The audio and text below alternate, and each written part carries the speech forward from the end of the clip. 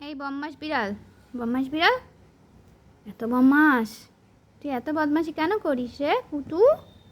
এই কুটুটার কি নাম দেওয়া যায়? হ্যাঁ, এই বদমাস কুটুটা সারাদিন খালি খেলতে চায়।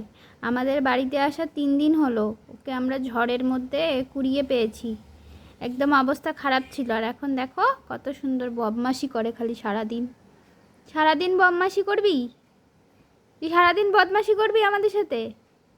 সারাদিন বদমাশি, সারাদিন আমাদেরকে শিকার করে, ও শিকার, যে শিকার করবে আমাদেরকে।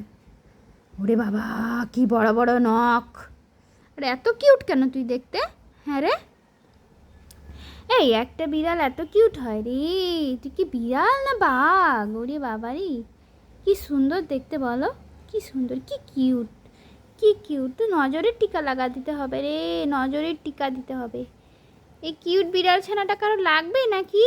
তুই যাবি কারো কাছে, না আমাদের কাছেই থাকবি? এই কথা বলে না কেন রে?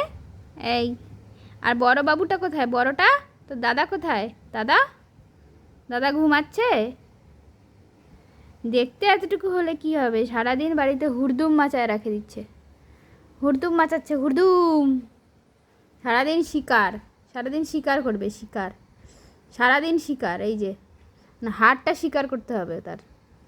খালি খাও দাও, খেলো আর পটি করো। আর এই যে সুসু করে করে বালিশটা ভিজায় রাখছিস, যে সুসু করে করে কে পরিষ্কার করবে এখন? খালি সুসু পটি করছিস, যে সুসু পটি করে বালিশটা ভিজায় রাখছিস, আর খালি বদমাশি। এই বদমাস, বদমাস, খালি বদমাশি করলে হবে? ও খালি শিকার খুঁজে